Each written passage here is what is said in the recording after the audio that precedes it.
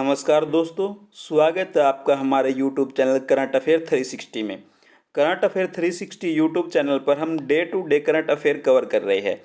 इससे पिछली क्लास में हमने 15 सितंबर की करंट अफेयर को कवर किया था। आज हम करेंगे 16 सितंबर की करंट अफेयर को। चलो करते हैं इसकी शुरुआत। अंतर्राष्ट्रीय ओजोन परत संरक्षण दिवस 16 सितंबर। जो अंतर्राष्ट्रीय ओजोन परत संरक्षण दिवस है वो 16 सितंबर को मनाया जाता है। इसको हम विश्व ओजोन दिवस भी कहते हैं। अंतर्राष्ट्रीय ओजोन संरक्षण दिवस, विश्व ओजोन दिवस को प्रत्येक वर्ष 16 सितंबर को मनाया जाता है। इस दिवस की घोषणा संयुक्त राष्ट्र महासभा द्वारा 19 दिसंबर 1994 को की गई। इसकी घोषणा कब की गई थी? 19 दिसंबर 1994 को किसके द्वारा? संयुक्त राष्ट्र महासभा द्वारा। इसी दिन 1987 में मॉन्ट्रियल प्रोटोकॉल पर हस्ताक्षर किए गए थे। भी इसी दिन 1987 में जो मॉन्ट्रियल प्रोटोकॉल है इससे संबंधित उस पर हस्ताक्षर भी हुए थे। इसका उद्देश्य ओजोन परत के संरक्षण के बारे में जागरूकता फैलाना तथा इसकी संरक्षण के लिए समाधान ढूंढना है। ओजोन परत गैस की एक सुरक्षा परत है। यह पृथ्वी को सूर्य की हानिकारक पराबैंगनी किरणों से बचाती है। इस परत को ओजोन O3 की काफ़ी अधिक मात्रा में पाई जाती है। भाई इस परत में कौन सी गैस पाई जाती है? O3 ozone gas. Chlorofluorocarbon, halon, carbon tetrachloride जैसे तत्व ओजोन परत के लिए काफ़ी नुकसानदायक होते हैं। हम आपको करंट अफेयर के साथ साथ स्टैटिक जी के बीच में कवर हो रही है, जो एग्जाम के पॉइंट ऑफ व्यू से बहुत ही इंपॉर्टेंट है। ठीक है, अब हम बढ़ते हैं आगे। विश्व लिम्फोमा जागरूकता दिवस 15 सितंबर। जो विश्व लिम्फोमा जागरूकता दिवस है वो 15 सितंबर को मनाया जाता है। विश्व लिम्फोमा जागरूक दिवस VLAD हर साल 15 सितंबर को मनाया जाता है। यह दिवस लिम्फोमा के बारे में जागरूकता बढ़ाने के लिए समर्पित है। कैंसर का तेजी से बढ़ता एक सामान्य रूप। लिम्फोमा क्या है? हमारा कैंसर का तेजी से बढ़ता हुआ एक सामान्य रूप है। यह लिम्फोमा कोएलिशन द्वारा आयोजित एक वैश्विक पहल है। इसकी शुरुआत किसके द्वारा की गई है? लिम्फोमा कोएलिशन द्वारा। VLAD को पहली बार 2004 में शुरू किया गया था। जो हमारा विश्व लिम्फोमा जागरूकता दिवस है इसकी शुरुआत हुई थी 2004 में। दुनिया भर में हर साल 7,35,000 से अधिक लोगों को लिम्फोमा होता है। भाई दुनिया भर में इतने 7,35,000 लोग हर साल इसके शिकार होते। किसके? लिम्फोमा के। ठीक है, अब हम देखते आगे। इंजीनियर दिवस 15 सितंबर। 15 सितंबर को इंजीनियर दिवस मनाया जाता है। भारत रत्न मोक्षगुंडम विश्वेश्वरैया के जन्म दिवस पर 15 सितंबर को भारत में इंजीनियर दिवस के रूप में मनाया जाता है। किसके जन्म दिवस पर इंजीनियर दिवस मनाया जाता है? मोक्षगुंडम विश्वेश्वरैया। सर M विश्वेश्वरैया ने इंजीनियरिंग और शिक्षा के क्षेत्र में महत्वपूर्ण योगदान दिया। विश्वेश्वरैया ने 1955 में भारत रत्न प्राप्त किया। इनको 1955 में भारत रत्न दिया गया। उन्होंने ब्रिटिश नाइटहुड से भी सम्मानित किया गया और उनको ब्रिटिश नाइटहुड पुरस्कार भी दिया गया है। उन्होंने 1912 से 18 तक मैसूर के दीवान के रूप में कार्य किया। भी जो मैसूर के दीवान के रूप में भी उन्होंने कार्य कब किया? 1912 से लेकर 1918 तक। आगे देखते हम। ओम बिरला 81वीं all India presiding officers conference की अध्यक्षता। भी जो 81वीं all India presiding officer conference थी उसकी अध्यक्षता किसने की है? ओम बिरला ने। लोकसभा अध्यक्ष ओम बिरला ने 15 सितंबर 2021 को वीडियो कॉन्फ्रेंस के माध्यम से 81वीं all India presiding officer conference की अध्यक्षता की। सम्मेलन में प्रभावी और सार्थक लोकतंत्र को बढ़ावा देने में विधायिका की भूमि पर विचार विमर्श किया गया। भी सम्मेलन में किस पर विचार किया गया? प्रभावी और सार्थक लोकतंत्र को बढ़ावा देने में विधायिका की क्या भूमिका है, उस पर सम्मेलन में विचार विमर्श किया गया। AIPOC का पिछला स्तर, इसका पिछला स्तर जो 80वां सम्मेलन हुआ था वो 25 से 26 नवंबर 2020 को 2 दिनों का आयोजित किया गया था। 81वीं all India presiding officer conference अंतर्राष्ट्रीय लोकतंत्र दिवस की पृष्ठभूमि में आयोजित की जा रही है। इसको कब आयोजित किया जाता है? अंतर्राष्ट्रीय लोकतंत्र दिवस की पृष्ठभूमि में ये आयोजित की जा रही है। और जो अंतर्राष्ट्रीय लोकतंत्र दिवस है वो हर साल 15 सितंबर को मनाया जाता है। ठीक है, अब हम देखते आगे। Sonali Khanna Coca Cola India की वाइस प्रेसिडेंट बनी। भी जो सोनाली खन्ना है उसको कोका कोला इंडिया का वाइस प्रेसिडेंट बनाया गया है। कोका कोला ने सोनाली खन्ना को कोका कोला इंडिया और दक्षिणी पश्चिमी एशिया के लिए वाइस प्रेसिडेंट और जनरल काउंसिल के रूप में नियुक्त करने की घोषणा की। सोनाली वर्तमान में उपाध्यक्ष अंजलि केलोत्रा का स्थान लेगी। भाई वो किसका स्थान लेगी? अंजुली केलोत्रा का। भारत में कोका कोला देश की अग्रणी पेय कंपनियों में से एक है जो उपभोक्ताओं को स्वस्थ, सुरक्षित, उच्च गुणवत्ता वाले ताज़ा पेयों के विकल्प के रूप में एक श्रृंखला पेश करती है। आगे है हमारे गोपाल मुखर्जी पश्चिमी बंगाल के महाअधिवक्ता नियुक्त। भी जो गोपाल मुखर्जी है उसको पश्चिमी बंगाल का महाअधिवक्ता बनाया गया है। पश्चिमी बंगाल सरकार ने गोपाल मुखर्जी को महाअधिवक्ता नियुक्त किया। मुखर्जी कलकत्ता उच्च न्यायालय के वरिष्ठ अधिवक्ता है और राज्यपाल के प्रसाद पर्यंत पद पर रहेंगे। चुनाव के बाद हिंसा और नारद घोटाले सहित महत्वपूर्ण मामलों में राज्य सरकार का प्रतिनिधित्व कर रहे किशोर दत्ता ने व्यक्तिगत कारणों का हवाला देते हुए इस्तीफा दे दिया है। इन्होंने किसका स्थान लिया? किशोर दत्ता का। और किशोर दत्ता ने सरकार के कुछ चुनाव के बाद जो हिंसा हुई या नारद घोटाला हुआ उसके कारण उन्होंने इस्तीफा दे दिया था। और इस्तीफा देने के बाद जो गोपाल मुखर्जी है उसको पश्चिम बंगाल का महाअधिवक्ता नियुक्त किया गया है। अब हम देखते हैं आगे। लथीस मलिंगा क्रिकेट के सभी प्रारूपों से संन्यास की घोषणा की। श्रीलंका के तेज गेंदबाज लथीस मलिंगा ने जो क्रिकेट के सभी प्रारूप हैं उनसे संन्यास लेने की घोषणा की। वे श्रीलंका की 2014 की T20 विश्व कप विजेता टीम के कप्तान थे। भी जब 2014 में श्रीलंका ने T20 विश्व कप जीता तो उसके कप्तान कौन थे? लथीस मलिंगा। मलिंगा ने जनवरी 2021 में टेस्ट और एक दिवसीय क्रिकेट से संन्यास लिया था, लेकिन T20 से संन्यास लेना बाकी था। उन्होंने 84 T20 अंतर्राष्ट्रीय मैचों में 107 विकेट, 226 वनडे मैच में 338 विकेट और 30 टेस्ट में 101 विकेट लिए हैं। इसके बाद हम बढ़ते हैं आगे हमारा भानुमति गिवला को राष्ट्रीय फ्लोरेंस नाइटिंगेल पुरस्कार 2021 मिलेगा। जो भानुमति गिवला है उसको कौन सा पुरस्कार मिलेगा? राष्ट्रीय फ्लोरेंस नाइटिंगेल पुरस्कार 2021। फ्लोरेंस नाइटिंगेल अवार्ड गुजरात के sir Sayaji Rao general hospital की नर्स भानुमति गिवला को दिया जाएगा। ये कहाँ पर है? गुजरात का एक सयाजी राव जनरल हॉस्पिटल है, उसकी नर्स है कौन? भानुमति गिवला, जिसको राष्ट्रीय फ्लोरेंस नाइटिंगेल पुरस्कार 2021 दिया जाएगा। यह कोविड पॉजिटिव गर्भवती महिलाओं की डिलीवरी के साथ साथ शिशु की देखभाल की प्रभारी रही है। उन्होंने स्त्री रोग विभाग के साथ साथ बाल रोग वार्ड में भी काम किया है। 2019 में जब अस्पताल के वार्डों में बाढ़ की वजह से पानी भर गया था तो उन्होंने स्त्री विभाग और बाल रोग वार्ड में अपनी ड्यूटी निभाई थी। फ्लोरेंस नाइटिंगेल पुरस्कार भारतीय नर्सिंग परिषद द्वारा दिया जाता है। इंपॉर्टेंट पॉइंट है, जो फ्लोरेंस नाइटिंगेल पुरस्कार किसके द्वारा दिया जाता है? भारतीय नर्सिंग परिषद द्वारा। स्वास्थ्य कर्मियों के योगदान को मान्यता देने के लिए स्वास्थ्य और परिवार कल्याण मंत्रालय के तहत एक वैधानिक एजेंसी है। जो भारतीय नर्सिंग परिषद क्या है? स्वास्थ्य और परिवार कल्याण मंत्रालय के तहत एक वैधानिक एजेंसी है। ठीक है, अब हम देखते हैं आगे। केरल एक व्यापक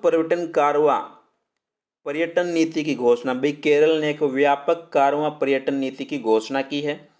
केरल ने एक व्यापक हितधारक अनुकूल कारवां पर्यटन नीति की घोषणा की। यह आगंतुकों को सुरक्षित, अनुकूलित और प्रकृति के निकटतम यात्रा अनुभव का वादा करता है। इस गतिविधि के दो प्रमुख घटक पर्यावरण कारवां और कारवां पारक है।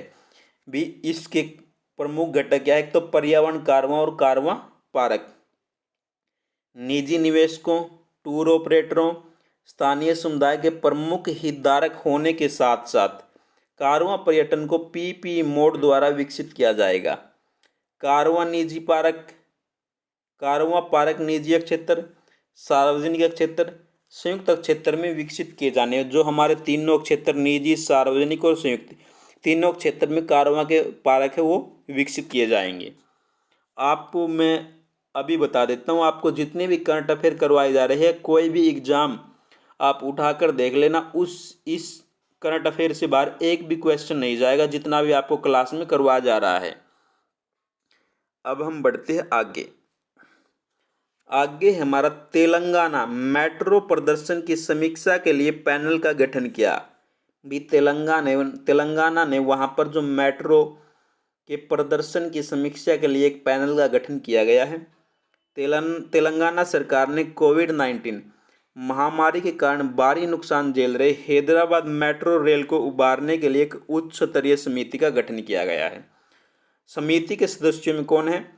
अन्य वरिष्ठ अधिकारियों के बीच नगर प्रशासन मंत्री के.टी. रामाराव, जो नगर प्रशासन मंत्री के.टी. रामाराव और R&B मंत्री वेमुला प्रसाद रेड्डी इस समिति में शामिल है। वित्त वर्ष 2020-21 में हैदराबाद मेट्रो रेल का राजस्व 228 करोड़ रुपए रहा। हैदराबाद मेट्रो रेल का संचालन करने वाले L&T ने हाल ही में राज्य सरकार से घाटे को दूर करने के लिए मदद मांगी थी। भी जो L&T है, जो हैदराबाद में मेट्रो का संचालन करती है, उसने जो उनका जो घाटा है उसको दूर करने के लिए सरकार से मदद मांगी थी और सरकार ने उसको दूर करने के लिए एक समिति का गठन भी कर दिया है। अब हम देखते हैं आगे हमारा भारत नवंबर 2021 में वैश्विक बौद्ध सम्मेलन का आयोजित करेगा। वैश्विक बौद्ध सम्मेलन का आयोजन नवंबर 2021 में भारत करेगा। यह भारत का पहला वैश्विक बौद्ध सम्मेलन है। भारत नवंबर 2021 में अपना पहला वैश्विक बौद्ध सम्मेलन आयोजित करेगा। इस कार्यक्रम की योजना के तहत भारतीय सांस्कृतिक संबंध परिषद द्वारा 19 से 20 नवंबर तक नालंदा, बिहार के नवनालंदा महाविहार परिसर में आयोजित की जा रही है। ये कहाँ पर आयोजित की जा रही है? 19 से 20 नवंबर को बिहार के जो नालंदा विश्वविद्यालय है उसके परिसर में। सम्मेलन का आयोजन पर्यटन मंत्रालय के प्रमुख कार्यक्रम के संग्रम ढांचे के तहत किया जाएगा। सम्मेलन का आयोजन कौन करेगा? पर्यटन मंत्रालय। आयोजन के क्रम में भारतीय राज्यों को उत्तर प्रदेश, यूपी में तेलंगाना, सारनाथ, देहरादून के सिक्किम के गंगटोक, धर्मशाला के 4 क्षेत्रीय सम्मेलन आयोजित किए जाएंगे और विदेशों में जापान, दक्षिणी कोरिया, थाईलैंड, कंबोडिया में आयोजित किए जाएंगे। भी भारत के इन राज्यों में कार्यक्रम किए जाएंगे और जो विश्व में भी इसके कार्यक्रम होंगे, कहाँ कहाँ पर होंगे विश्व में?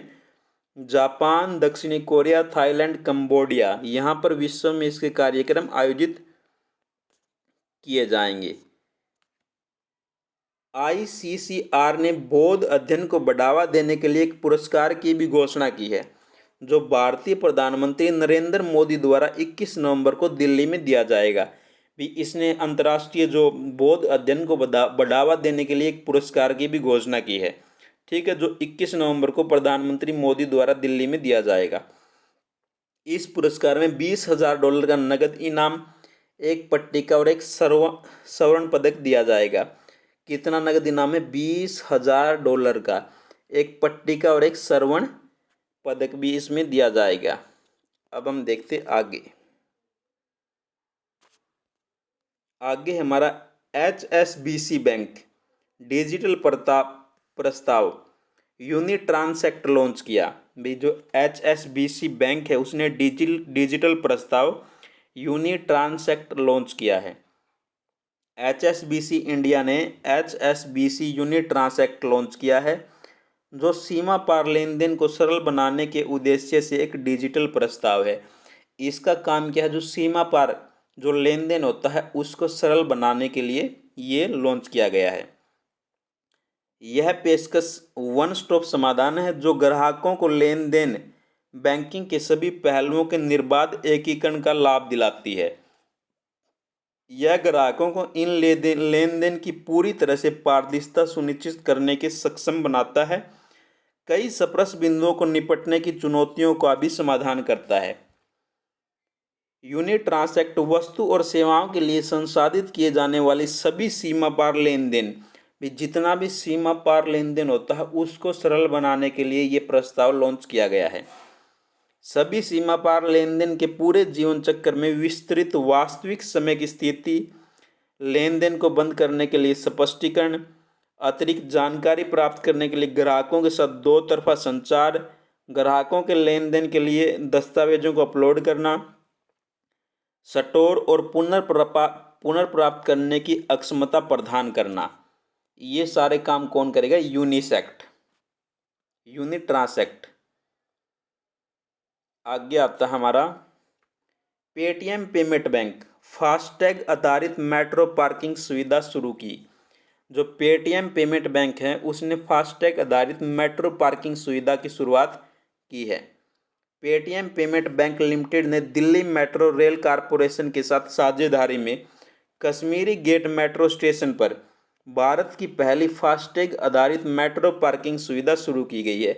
कहाँ से कहाँ तक शुरू की गई है? यह कश्मीरी गेट मेट्रो स्टेशन पर ये शुरुआत की गई है। पेटीएम पेमेंट बैंक एक वैध फास्टैग स्टिकर वाली कारों के लिए सभी फास्टैग आधारित लेन देन के प्रसंस्करण की सुविधा के लिए अधिग्रहण वाला बैंक होगा, जिससे काउंटर पर रुकने और नकद भुगतान करने की परेशानी समाप्त हो जाएगी। वे जितनी भी वैध फास्टैग स्टिकर वाली कारें हैं और सभी फास्टैग आधारित कारें हैं उनका जो लेन देन है सारा किसके आधार पर किया जाएगा? इस पेटीएम पेमेंट बैंक के द्वारा किया जाएगा। पार्किंग सुविधा यूपीआई मोड के माध्यम से भुगतान स्वीकार करने वाली पहल है, जिसे पार्किंग स्थल पर प्रवेश करने वाले दोपहिया वाहनों के लिए लॉन्च किया गया है। भी जो यूपीआई के माध्यम से आप पार्किंग के लिए पेमेंट इसमें कर सकते हैं। पीपीबीएल देश भर में पार्किंग सुविधाओं का डिजिटलीकरण करेगा। जो पार्किंग सुविधाएं हैं पूरी विश्व देश भर में उसका डिजिटलीकरण कौन करेगा? पीपीबीएल, जिसमें Kashmiri Gate metro station bank के डिजिटल भुगतान समाधान द्वारा संचालित होने वाला पहला स्टेशन होगा। भी डिजिटल भुगतान समाधान द्वारा संचालित होने वाला देश का पहला स्टेशन कौन सा? Kashmiri Gate metro station. अब हम देखते आगे। IIT Bombay project Udaan launch किया। जो आईआईटी बॉम्बे है उसने प्रोजेक्ट उड़ान को लॉन्च किया है।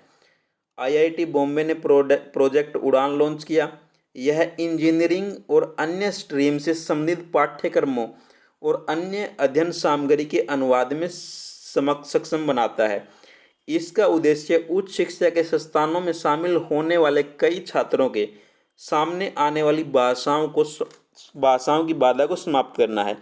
इसका उद्देश्य क्या है भाई? कोई भी छात्र है उच्च शिक्षा के लिए अन्य संस्थानों में प्रवेश लेता है, उनके सामने जो भी लैंग्वेज या भाषा की जो प्रॉब्लम आती है उसको समाप्त करना इस प्रोजेक्ट का काम है। किस प्रोजेक्ट का? उड़ान प्रोजेक्ट का।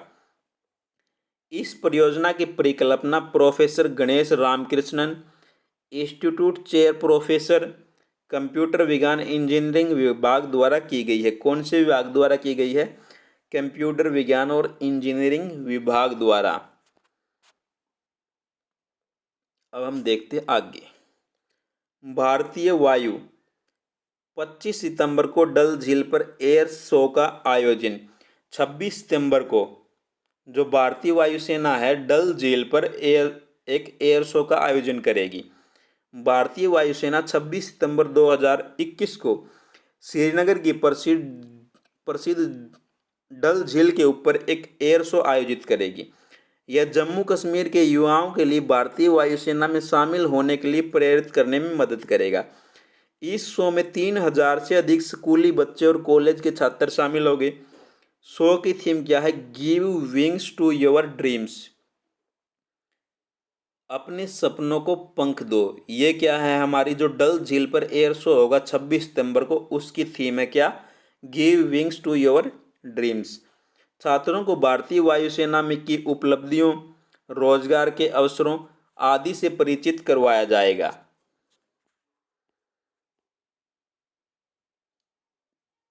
आगे है हमारा, डीबीएस बैंक ने स्विफ्ट के साथ समझौता किया। भाई जो स्विफ्ट मारुति कंपनी है उसके साथ डीबीएस बैंक ने समझौता किया है। डीबीएस बैंक ने स्विफ्ट ग्लोबल पेमेंट इनोवेशन के साथ साझेदारी करके अपने कॉरपोरेट ग्राहकों की सीमा पार से भुगतान के लिए रियल टाइम ऑनलाइन ट्रैकिंग शुरू की। भाई जिस सीमा पार से उनके जितने भी कॉरपोरेट ग्राहक होते हैं उनके रियल टाइम भुगतान के लिए एक ऑनलाइन ट्रैकिंग शुरू की है। बैंक के corporate online platform DBS IDEAL का उपयोग करके इस सेवा का लाभ उठाया जा सकता है। कौन से प्लेटफॉर्म से इसका लाभ मिलेगा? डिजिटल डीबीएस आइडल के नाम से एक प्लेटफॉर्म है, उस पर आप इस सेवा का लाभ उठा सकते हैं। डीबीएस भारत और एशिया प्रशांत का पहला बैंक है जो कॉरपोरेट ग्राहकों को बिना किसी अतिरिक्त लागत के सेवा प्रदान करेगा। यह एक भारत का पहला बैंक है जो कॉरपोरेट ग्राहक है उनको बिना किसी अतिरिक्त लागत के सेवा प्रदान करेगा। डीबीएस बैंक द्वारा नई इनबाउंड ट्रैकिंग सेवा कॉरपोरेट ग्राहक को देखने की अनुमति देगी और भुगतान कब हो रहा है या लाभार्थी तक कब पहुंच रहा है, जो बदले में परिचालन लागत और अक्षमताओं में काम करेगा। भाई इसमें सारी तरह की ट्रैकिंग की सुविधा उपलब्ध है। भाई भुगतान कब हो रहा है, लाभार्थी तक कब पहुंचेगा, कब कहाँ पहुंच गया, सारी अक्षमताओं को, जितनी भी अक्षमता होती है उनको ये कम करेगा। ठीक है। इससे पहले भारत, सिंगापुर, हांगकांग, चीन, ताइवान, इंडोनेशिया, वियतनाम में लगभग 4,000 कॉरपोरेट और छोटे व्यापार ग्राहकों को लाभ होने की उम्मीद है। भी इस पहल से इन देशों के 4,000 छोटे जो कॉरपोरेट ग्राहक हैं उनको लाभ होने की उम्मीद है। ठीक है। ये थी हमारी 16 सितंबर की करंट अफेयर डिटेल में। इससे अगली क्लास में हम 17 सितंबर की करंट अफेयर को डिटेल में करेंगे। मैं आपको बार बार कह रहा हूँ आप क्लास को पूरा देखें, इसको शेयर लगे, अच्छी लगती है तो शेयर करें, चैनल को सब्सक्राइब करें और बेल आइकन को दबाएं जिससे आपको हर क्लास का नोटिफिकेशन प्राप्त हो सके। क्योंकि अभी भी इससे आपको जितना भी क्लास में करवाया जा रहा है, और पीडीएफ आपको टेलीग्राम चैनल में मिल जाएगी जिसका डिस्क्रिप्शन में लिंक है, वहाँ से आप पीडीएफ को रीड कर सकते हैं और इससे बाहर आपका एक क्वेश्चन भी नहीं जाएगा। थैंक यू दोस्तों, हैव ए नाइस डे।